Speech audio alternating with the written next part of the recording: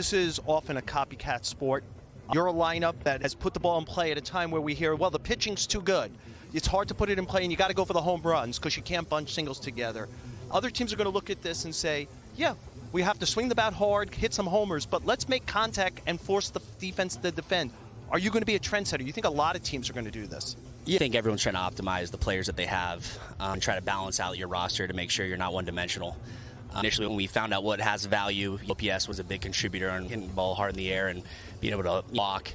But you got to make sure you're separating that from like guys who are actually clutch, right? Who actually can hit. So it's easy to feed off back-end starters, back-end relievers, and build your stats up. When those guys get the playoffs, it's hard because you're facing aces. You used a word that I'm interested in.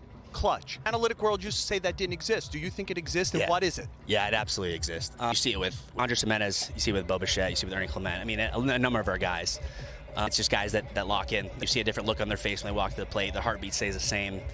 The physiological response that most guys have where they're sped up and you see them moving a little quicker, they start swinging at bad pitches. I want to ask you about your specific training toward building bat speed. What do you do to do that?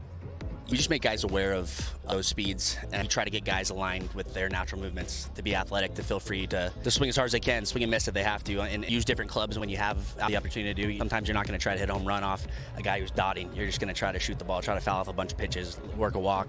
Different swings against different pitchers? Yeah, correct, yeah. You're studying the biomechanics of a guy's natural swing?